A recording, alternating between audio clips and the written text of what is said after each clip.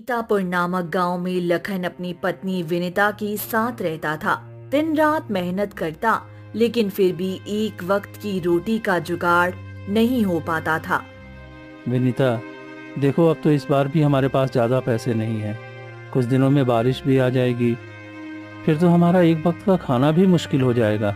हाँ जी, हर बार यही होता है, ना ढंग से खाना मिलता है और ना ही पैसे का इंतजाम हो पाता है। लेकिन ये कब तक चलेगा? हमें इस बार कुछ इंतजाम करना ही पड़ेगा, नहीं तो अब हमारा बच्चा भी आने वाला है। उसकी परवरिश कौन करेगा? कैसे होगी उसकी परवरिश? तुम ठीक कह रही हो। मैं आज ही गांव जाकर सेठ के यहाँ देखता हूँ, शायद वो हमें कोई काम दे दें। ठीक है, पर ध्यान से जाना। फिर लखन घर से निकल पड़ा। कई घंटे की यात्रा के बाद वो सेठ की हवेली पहुंच जाता है। अरे तो कौन है और यहाँ क्या कर रहा है? सेठ जी, मुझे काम चाहिए। मैं मेहनत और ईमानदारी से काम करूंगा, आपको कोई शिकायत का मौका नहीं दूंगा। सोच ले, मेरे यहाँ गलती हुई तो कीमत बहुत भारी चुकानी होगी। मैं पूरी मेहनत और ईमानदारी से काम करूंगा सेठ जी, एक भी गलती नहीं करूंगा। ठीक है, मेरे जितने भी खेत हैं उसकी जिम्मेदारी तुम्हें देता हूँ। अच्छे से ध्यान रखना, सभी फसल समय पर कटकर घर आ जाना चाहिए। बीच में कोई गड़बड़ी हुई मुझे बिल्कुल पसंद नहीं है। हाँ हाँ, क्यों नहीं सेठ जी, मैं ये सारा काम अच्छे से कर दूंगा। फिर लखन दिन रात मेहनत करने लगा, पूरी ईमानदारी से काम करता रहता, जिससे सेठ भी बहुत खुश होने लगा है। अरे लखन, तू तो बहुत अच्छे से मेहनत करता है। तुम्हारी मेहनत देखकर मैं बहुत खुश हूँ। आपका बहुत बहुत धन्यवाद सेठ जी, आप मेरी मेहनत से खुश हैं। दूर खड़ा अरुण ये सब देखकर जल रहा था। आज तक सेठ ने मेरी कभी तारीफ नहीं की। मैं भी इतनी मेहनत करता हूँ, लेकिन ये 2 कौड़ी का लखन इतनी तारीफ पा रहा है। मुझे कुछ करना होगा ताकि ये लखन खुद ही यहाँ से चला जाए। एक दिन लखन बीज लेकर खेत में आता है। चलो, जैसे ही ये फसल उगेगी ना, सेठ जी मुझे बहुत बड़ा इनाम देंगे।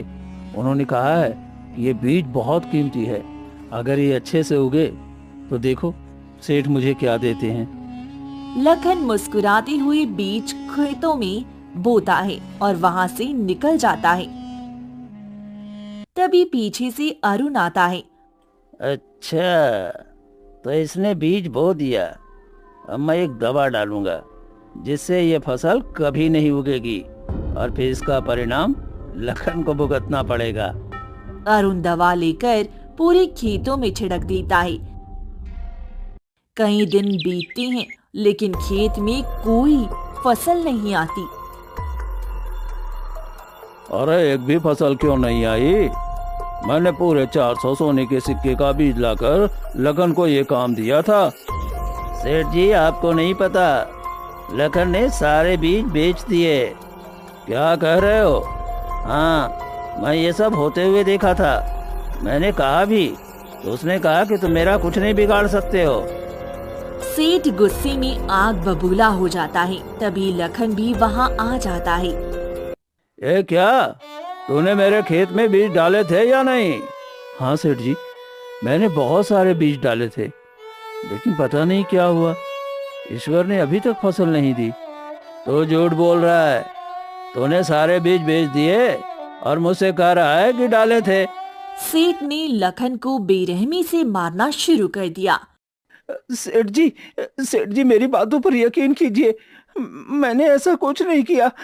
मुझे छोड़ दीजिए सेठ जी, मुझे मत मारिए। लखन चीखता रहा, लेकिन सेठ उसे मारते मारते बुरी तरह घायल कर देता है। अंत में लखन अपनी आखिरी सांसें गिनते हुए गिर पड़ा। लगता है मर गया। चलो, इसके शरीर को इसके घर ले जाकर इसकी पत्नी को दे दें। अरुण शव विनीता की झोंपड़ी के पास रख देता है। तुम लोगों ने मेरे पति के साथ क्या किया? ये तो काम करने सेठ के पास गए थे। तुम्हारे पति ने सेठ के यहाँ गद्दारी की थी, इसलिए सेठ ने इसे जान से मार दिया। फिर अरुण वहाँ से चला जाता है। क्या हो गया? आप मुझे छोड़कर नहीं जा सकते। मैं इस तरह की मनमानी नहीं सहूंगी। मैं मुखिया जी के पास जाऊंगी। मुखिया जी जरूर मेरा साथ देंगी।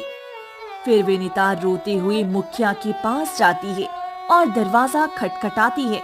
अरे क्या हो गया? मेरा दरवाजा क्यों पीट रही हो? मुखिया जी, मेरी बात सुनिए।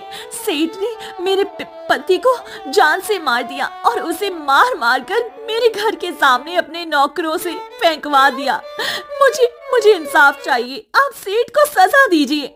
हमारे गांव में इतना बड़ा अपराध हुआ है? हाँ मुखिया जी, मुझे इंसाफ चाहिए। वह पैसे वाला है तो क्या इसका मतलब ये नहीं है कि वह गरीबों की जान की कोई कीमत ही नहीं समझेगा? ठीक है, मैं जाकर अभी सेठ से बात करता हूँ। तुम तब तक अपने पति का अंतिम संस्कार कर दो।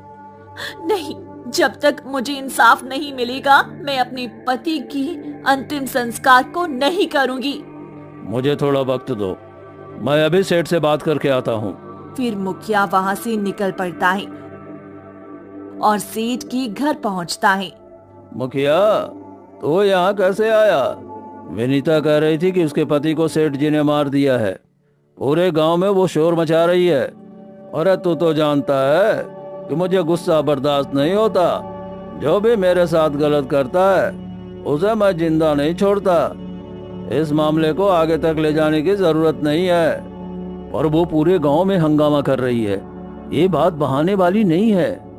सेठ घर के अंदर जाकर एक छोटी थैली से सोने के सिक्के लेकर मुखिया के हाथ में रख देता है। ये ले जा और ये मामला यहीं पर दबा दे। ठीक है सेठ जी, आपने कह दिया तो समझ लो ये मामला यहीं पे दब गया। अब इससे किसी का कोई मतलब नहीं है। सेठ सिक्के लेकर विनीत के घर आ जाता है। क्या हुआ मुखिया जी? सच में मेरे पति को आपने मारा? नहीं विनीता, तुम्हारे पति को उसने नहीं मारा, बल्कि गिरने की वजह से उसकी मौत हुई है। इसलिए जाओ और इसका अंतिम संस्कार कर दो। नहीं, मैं सच बोल रही हूँ। सेठ ने मेरे पति को मारा था। देखो, मैं इस गांव का मुखिया हूँ और मेरा फैसला यही है।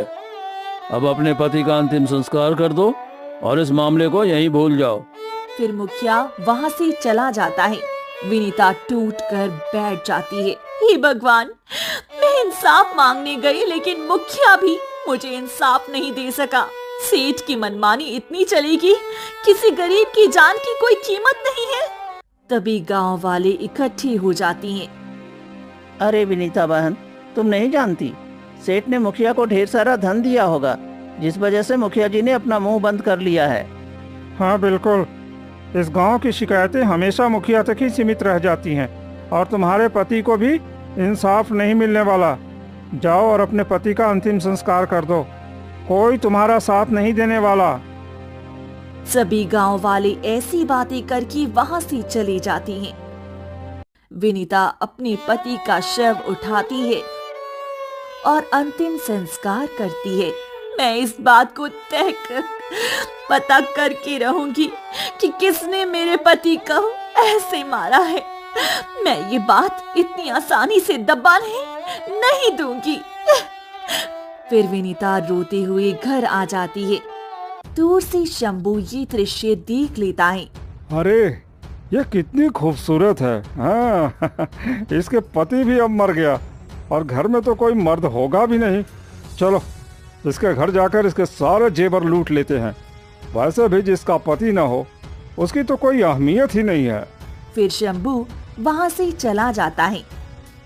रात के अंधेरे में जैसे ही विनीता सो रही होती है, तभी शंभू के घर के अंदर वह घुस जाता है और बक्सा खोलने लगता है। ये क्या? तुम कौन हो और मेरे घर में क्या कर रहे हो? निकल जाओ मेरे घर से। अरे देखो, चुप हो जाओ, अपना मुंह बंद करो। मुझे सिर्फ जेवर चाहिए। मैं तुम्हारा जेवर लेकर यहाँ से चुपचाप चला जाऊंगा। देखो, तुम चोरी कर रहे हो। चले जाओ यहाँ से, नहीं तो मैं पूरे गांव वालों को बता दूंगी। बता दो, मैं कोई डरता हूँ क्या? तुम्हारा कोई पति है नहीं तो उल्टा तुम ही फंसोगी। मैं गांव वालों को जानती हूँ, वे लोग मुझे इंसाफ दिलाएंगे। मैं नहीं जाऊंगा, मुझे तो बस धन चाहिए। शंभू जबरदस्ती बक्सा खोलकर उसमें से जेवर निकालने लगता है। रुक जाओ, कोई है, बचाओ, देखो मेरे घर में चोरी हो रही है, बचाओ। शंभू जल्दी से सारी जेवर फेंक देता है और वहीं पर खड़ा हो जाता है। इतने में सभी गांव वाले वहां इकट्ठे हो जाते हैं। क्या हो गया? हाँ, अरे ये शोर कैसा है? ये क्या विनीता, तुम्हारे घर में शंभू क्या कर रहा है? अरे विनीता, तुम्हारे पति के मरे अभी ज्यादा दिन भी नहीं हुए हैं और तुम किसी और मर्द के साथ रात बिताती हो। तुम्हारे पति की आत्मा पर क्या बीतेगी? आप लोग मेरी बात पर यकीन करिए, ये चोर है और मेरे घर में चोरी करने आया है। आप लोग मेरी बात पर यकीन क्यों नहीं कर रहे हैं? देखो, ऐसा मत करो। तुमने मुझे बुलाया था कि जैसे मेरे पति मर जाएं तुम यहाँ आ जाना। मैं आ गया हूँ और तुम मुझे पहचानने से इनकार कर रही हो। अगर तुम्हें मुझसे प्रेम प्रसंग नहीं रखना था तो मैं जा रहा हूँ। भगवान से डरो, तुम ये कैसी बातें कर रही हो? मैं पत्नी हूँ और मेरे आत्मसम्मान की बात है, तुम इसके खिलाफ एक शब्द भी नहीं बोल सकती। इतने में मुखिया पीछे से आ जाता है। सच में ये चरित्रहीन है, ये हमारे गांव में गंदगी फैला रही है। अगर इसी तरह चलता रहा तो हमारी बहू बेटियों पर इसका क्या असर पड़ेगा? मुखिया जी, ये झूठ बोल रहा है, आप मेरी बातों पर यकीन करें। मैं जानता हूँ कि कौन झूठ बोल रहा है। इसको मारो, मारो। ये तो अपने पति को खो चुकी है और ऊपर से हमारे गांव की इज्जत को मिट्टी में मिला रही है। सभी गांव वाले मिलकर विनीता को मारने लगती हैं और उसे मारते मारते गांव से बाहर निकाल देती हैं। तुम जैसी गंदी चरित्र की औरत के लिए हमारे गांव में कोई जगह नहीं है। सभी गांव वाले तरह तरह की ताने देने लगती हैं और विनीता को जबरदस्ती गांव से बाहर निकाल देती हैं। अब मैं क्या करूं? लखन तो मुझे छोड़कर चली गई। तुम्हारी जाने के बाद ये गांव वाले मेरी बात समझ ही नहीं रहे हैं और सब मेरे चरित्र पर उंगली उठा रहे हैं। तुम तो जानते हो कि मैं तुमसे कितना प्रेम करती हूँ। मुझे अब जीने का कोई हक नहीं है, मुझे मर जाना चाहिए। विनीता अपनी किस्मत पर रो रही होती है कि तभी शंभू आकर खड़ा हो जाता है। बड़ी आई थी, अगर शोर नहीं मचाती तो शायद आज तुम्हें यह दिन देखना नहीं पड़ता। लेकिन चलो, शुक्र है, अब क्या ही कर सकती हो, तुम्हें तो ये सब भोगना ही पड़ेगा। शंभू हंसती हुई वहाँ से चला जाता है। मैं इन सब से बदला लेना चाहती हूँ, मैं किसी को जिंदा नहीं छोड़ूंगी। सबने मेरा हंसता खेलता परिवार बर्बाद कर दिया और मेरी इज्जत पर दाग लगाया। मैं सबसे बदला लूंगी। विनीता घने जंगलों की तरफ निकल जाती है और पहाड़ी से कूदकर अपनी जान दे देती है। वहीं दूसरी तरफ एक अघोरी घने जंगलों पे गुजर रहा था। तभी विनीता का शव देखता है। अरे, ये तो जान दे दी, लेकिन ये तो गर्भवती लग रही है। लगता है इसकी जरूर कोई मजबूरी रही होगी। मुझे इसे अपने साथ ले जाना चाहिए, ये मेरी बहुत काम की चीज है।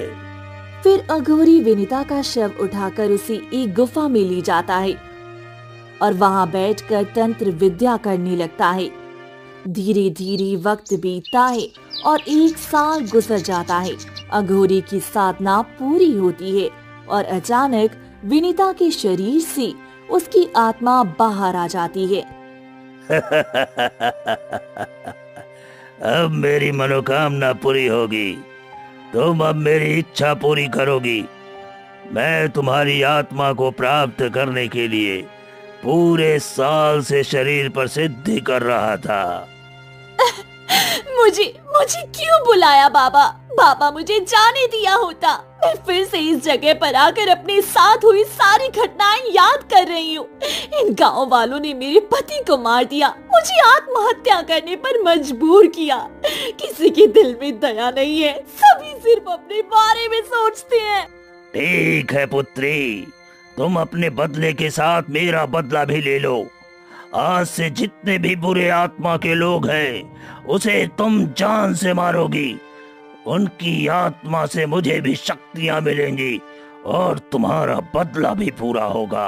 ठीक है, मैं ये करने के लिए तैयार हूँ। मैं भी अब बदला लेना चाहती हूँ। इन्हीं गांव वालों की वजह से मेरा हंसता खेलता परिवार बर्बाद हुआ। मैं अब किसी को चैन से नहीं सोने दूंगी। विनीता की आत्मा हंसती हुई वहां से गायब हो जाती है।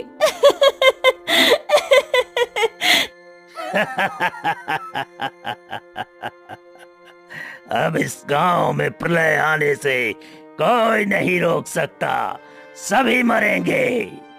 अचानक पूरी गांव में पायल की छन छन आहट सुनाई देती है, जिससे मुखिया की आंखें खुलती हैं। अरे, आधी रात को गांव के बीचों बीच में ये पायल की आवाज कैसी है? चलो चलकर देखता हूँ। फिर मुखिया घर से बाहर निकल जाता है। तभी अचानक ही एक सफेद कपड़े में लड़की घने जंगलों की तरफ जा रही होती है, जिसे देखते ही मुखिया घबरा जाता है। आधी रात को भला ये सफेद कपड़ों में ये कौन है? और ये घने जंगलों में क्यों जा रही है? चलो चलकर देखता हूँ। लेकिन ये आधी रात को जाना ठीक नहीं होगा। लेकिन पीछे से तो ये इतनी खूबसूरत लग रही है, कहीं आगे से और भी खूबसूरत हुई तो चलो चलकर देखता हूँ। फिर मुखिया जैसे तैसे विनीता के पीछे पीछे निकल पड़ता है। विनीता घने जंगलों से होती हुई तालाब के किनारे बैठ जाती है और उसने घूंघट किया होता है। अरे, कितनी खूबसूरत लड़की लग रही हो। मैं तो आज से पहले तुम्हें कभी अपने गांव में नहीं देखा। अरे, तुम्हारी इस पायल की छनछनाहट और तुम्हारे इस कपड़े की खूबसूरती देखकर तो लगता है तुम कहीं की अप्सरा हो। जरा अपना चांद सा चेहरा भी तो दिखा दो।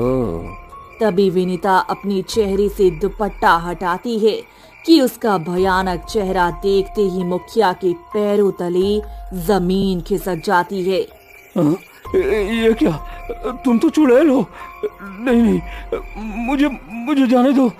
मुझे भागना होगा। मुखिया भागने की कोशिश करता है, लेकिन विनीता उसके सामने आकर खड़ी हो जाती है। मुखिया, तू अब कहीं बचकर नहीं जा सकता। मैं तुम्हारे पास आई थी, कितना गिड़गिड़ा कर बोली थी कि मेरे पति को किसी ने मारा, लेकिन तुम सबने मिलकर मुझे आत्महत्या करने पर मजबूर किया। तुम कौन हो भला? मैंने तुम्हें आत्महत्या करने पर मजबूर नहीं किया। मैं विनीता हूँ। तुम सबने मेरे चरित्र पर दाग लगाया, जिस वजह से मैं इस दुनिया को छोड़कर चली गई थी। लेकिन अब मैं लौट आई हूँ तुम सब से बदला लेने। अब कोई नहीं बचेगा, कोई नहीं। तभी विनीता मुखिया को ले जाकर तालाब के अंदर धक्का दे देती है और मुखिया अपनी आखिरी सांसें गिन लेता है। आज मेरा पहला शिकार हुआ, अब इसी तरह मेरी कई शिकार होंगे। वह हंसती हुई वहां से चली जाती है। फिर सुबह होती है। जैसे ही गणेश तालाब के किनारे से गुजरता है, वो मुखिया का शव देखकर फूट फूट कर रोने लगता है। ये क्या मुखिया जी, आपको क्या हो गया? अरे, ये तो मर गए। मुझे मुखिया के शव को गांव में ले जाना होगा। फिर गणेश जैसी तैसी मुखिया के शव को लेकर गांव में आता है, जिसे देखते ही सभी गांव वाले घबरा जाते हैं। ये क्या गणेश, ये मुखिया को क्या हो गया? ये कैसे मर गया? अरे पता नहीं, मैं तालाब के किनारे से लौट रहा था, तभी मुखिया का शव दिखा जो पानी में तैर रहा था। फिर सभी गांव वाले मिलकर मुखिया का अंतिम संस्कार कर देती हैं। ऐसे ही वह रात बीत जाती है और अगली रात होते ही अचानक से सेठ हवेली में सो रहा होता है कि हवेली के बाहर उसे एक सफेद कपड़े में बेहद खूबसूरत लड़की का साया दिखाई देता है। और इतनी रात को भला हवेली के पीछे कौन औरत हो सकती है, वो भी इतनी खूबसूरत कपड़ों में? चलो चल कर देखता हूँ। फिर सेठ जैसे हवेली के बाहर से निकलता है कि विनीता उसके सामने आकर खड़ी हो जाती है। विनीता का भयानक रूप देखते ही सेठ वहीं जमीन पर गिर पड़ता है। छोड़ दो, मुझे कुछ मत करो। तुम कौन हो और मेरे यहाँ क्या कर रही हो? सेठ, तूने मेरे पति को जान से मारा था, अब तू मरेगा। तुम्हें जीने का कोई हक नहीं है। क्या? तुम्हारे पति को? हाँ, मेरे पति को, लखन को तुमने बहुत बेरहमी से मारा। किसी ने तुम्हारे खिलाफ एक शब्द तक नहीं कहा, लेकिन अब तो तुम्हें मरना ही होगा। मुझे छोड़ दो, मुझसे गलती हो गई, मुझे छोड़ दो मुझे। सेठ गिरता रहता है, लेकिन गिड़गिड़ाने के बावजूद विनीता उसे जान से मार देती है और वहाँ से गायब हो जाती है और अघोरी के पास जाती है। बाबा, मैंने गांव के 2 सबसे पापी इंसानों को जान से मार दिया। एक तो मुखिया जो किसी गरीब मजदूर की बातें नहीं सुनता, और दूसरा सेठ जो अपने धन और रुतबे को लेकर गरीब से लेकर अमीर तक सबको लूटता था। मैंने दोनों को जान से मार दिया। बहुत अच्छा काम किया बेटी। अब बस तू मेरे लिए एक 18 साल की लड़की को ले आओ जो सुकन्या नवग्रह में उसका जन्म हुआ है। मैं उसकी बलि दूंगा। उसके बाद मैं तुम्हें इससे भी शक्तिशाली बना दूंगा। ऐसी लड़की कहाँ मिलेगी बाबा? गांव में शंभू नाम का एक व्यक्ति है, उसी की बेटी का ऐसा ग्रह नक्षत्र है, तुम उसी को लेकर आओ। फिर अघोरी ध्यान से वहाँ पर चला जाता है और विनीता परेशान होकर घने जंगलों में निकल जाती है। अब मैं निर्दोष को कैसे मार सकती हूँ? मेरा बच्चा पेट में रहते ही मर गया। मैं कभी माँ नहीं बन पाई, लेकिन मैं अघोरी बाबा की बात भी नहीं टाल सकती। उन्होंने मुझे बदला लेने का मौका दिया है और मुझे इतनी शक्ति दी कि ताकि मैं सभी को मार सकूं। और वैसे भी शंभू तो वही व्यक्ति है जिसने मेरी इज्जत पर दाग लगाया था। ठीक है, मैं उसी की बेटी को जरूर मारूंगी। विनीता परेशान होकर एक पैर के नीचे बैठ जाती है। एक पेड़ के नीचे बैठने के बाद वे देखती है कि वहाँ से एक संत गुजरती हैं और उनकी नजर विनीता पर पड़ती है और वो संत विनीता के सामने खड़े हो जाती हैं। क्या हो गया पुत्री? तुम बहुत परेशान दिख रही हो। तुम अपना मार्ग भटक गई हो। तुम्हें सही मार्ग की आवश्यकता है। आप मुझे देख सकते हैं, पर ये कैसे? क्योंकि मैं संत हूँ और मैं निर्जीव सभी को देख सकता हूँ। तुम्हारे अंदर ममता भरी है, लेकिन फिर भी तुम्हें ममता की परीक्षा देनी है। अगर तुम इसमें जीत गई तो तुम ठीक हो जाओगी। अगर इस परीक्षा में हार गई तो जिंदगी भर भटकती रहोगी। यही तुम्हारी ममता की आखिरी परीक्षा होगी। संत महाराज, मुझे कुछ समझ में नहीं आ रहा है। मैं क्या करूं? मैं जनी हो गई हूँ। अघोर महाराज ने मुझे शक्ति दी है, इसीलिए मैं उनकी बात को नहीं टाल सकती। और जिन गांव वालों ने मुझे मारा, उन्हें तो मारना ही होगा ना मुझे। अगर उनको मैं औलाद का दुख दूंगी तो फिर उनको दूसरे की दुख तकलीफ समझ में आएगी, लेकिन मैं उनकी औलाद को कैसे मार पाऊं? मुझे ये समझ नहीं आ रहा। यही तुम्हारी ममता की आखिरी परीक्षा होगी। संत मुस्कुराए वहाँ से चले जाती हैं। और तभी विनीता आधी रात होती ही फिर गांव में आ जाती है। मैंने तो सेठ को भी मार दिया, मुखिया को भी मार दिया, अब शंभू से बदला लेने का वक्त आ गया। फिर विनीता गुस्से में वहाँ से निकल पड़ती है। शंभू की झोपड़ी के बाहर खड़ी हो जाती है। तभी शंभू घर के अंदर अपनी मासूम बेटी छाया के साथ बैठा हुआ था। अरे छाया बेटी, सो जाओ। रात बहुत हो गई है और रात के समय बाहर नहीं जाना चाहिए। तुम इतनी भोली हो कि बिल्ली को भी बचाने चली जाती हो। अरे रात को जंगली जानवर जंगल से गांव में आ जाते हैं, इसलिए बाहर मत आया करो। पर पिताजी, बाहर क्यों नहीं जाना चाहिए?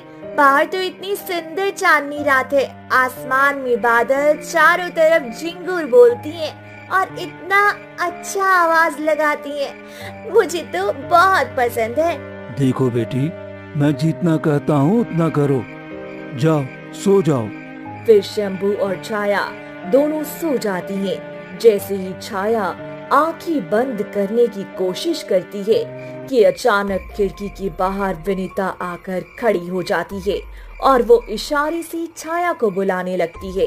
अरे ये तो कोई रास्ता भटक गई है, शायद वे मुझे बुला रही है। जाती हूँ, पिताजी को नहीं बताऊंगी, नहीं तो फिर वे मुझे जाने नहीं देंगी और इस तरह मैं किसी को परेशानी में नहीं देख सकती। फिर छाया चोरी चुपके झोंपड़ी की बाहर निकल जाती है और विनीता के सामने जाकर खड़ी हो जाती है। क्या हो गया? आप मुझे बुला रही हैं?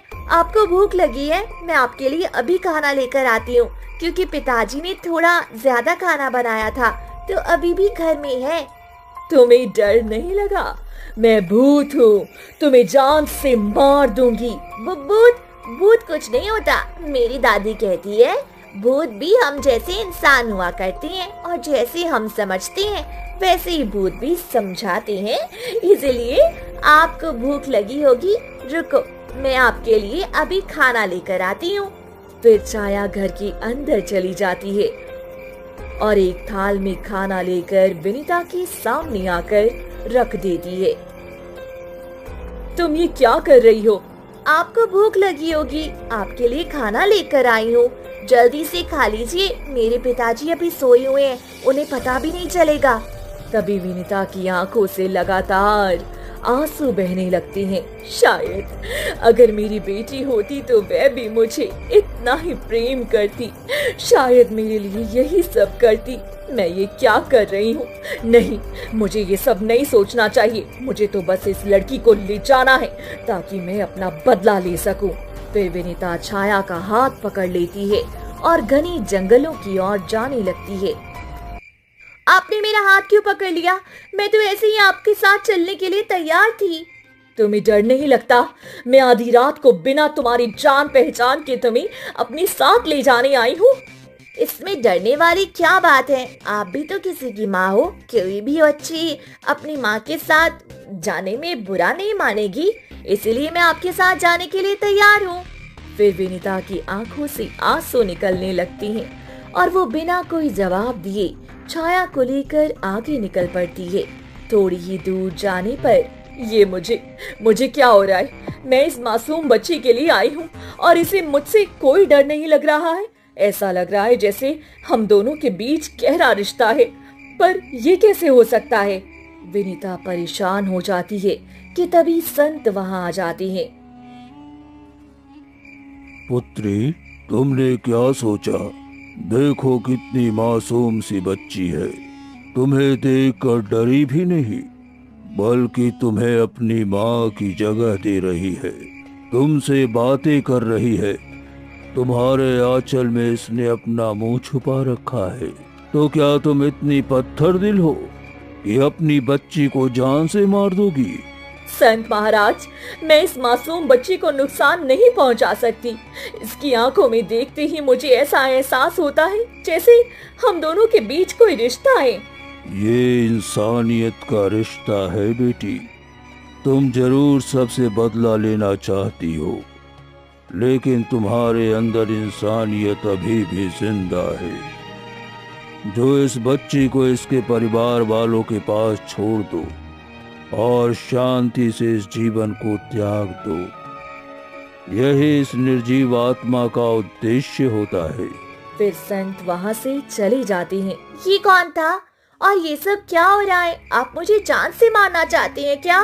कुछ नहीं, बस तुम चलो, मैं तुम्हारे घर तक छोड़ दूंगी तुम्हें। तुम्हारे पिताजी बहुत परेशान हो रहे होंगे। ठीक है, मैं आपके साथ चलने के लिए तैयार हूँ। फिर छाया विनीता के साथ शंभू के पास लौटती है। शंभू जैसे ही अपनी बेटी को विनीता के साथ देखता है, वह डर से कांपने लगता है। अरे अरे, ये क्या? मेरी बेटी एक चुड़ैल के साथ? हे भगवान, मेरी बेटी को बचाओ, मेरी बेटी को बचा लो भगवान, मेरी बेटी को बचा लो। ये क्या हो रहा है? पिताजी, आप डरते क्यों हैं? देखो ये कितनी अच्छी है।